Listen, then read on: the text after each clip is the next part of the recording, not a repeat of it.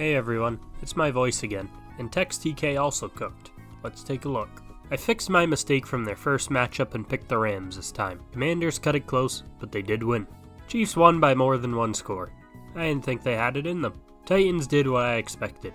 Turn it over 1 billion times. What I didn't expect was Cincinnati to join in, but they still got the win, so we're chillin'. If you can't already tell based off my past few videos, the Dolphins are very predictable. 3 picks and a loss for them keeps us moving. Team favored by 16 does even better than that. Shocking. Way higher scoring than I expected from 2024 Rodgers and Mac Jones, but I got the winner of the Tank Bowl right. There was something telling me it was too good to be true that the Panthers were favored, but I didn't listen.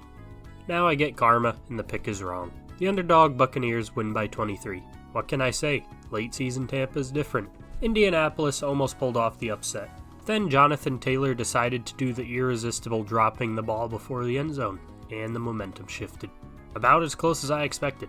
We're like a rehabilitation center for struggling teams. I said this game would be 35-21, and they still scored way more than that. Buffalo winning was in fact correct though. Philly did in fact win the Battle of Pennsylvania, and they did so by just hogging the ball. Simple but effective.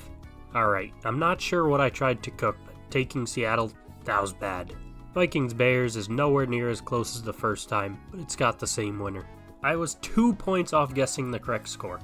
And before you say that 2 more points for Atlanta couldn't have happened, we saw a safety in this game already, and the overall quality of the game was an absolute clown fest. I'm sure the Raiders could have easily given up another safety. I'm kinda surprised they didn't. 14-2. Things are getting pretty easy this late in the season. Tonight, I got the Broncos upsetting the Chargers. I got a feeling PS2 will contain Ladd and the rest of the receivers will do what they do best. Suck. And yes, I know it's unlikely PS2 covers a slot receiver. It's not like anyone else on that core has talent. And before you say the Chargers won earlier in the year, that was like a decade ago, who cares? We finally got Saturday games, and the first one is Texans giving the Chiefs their second loss of the year. I don't trust this Chiefs team against an actual elite team.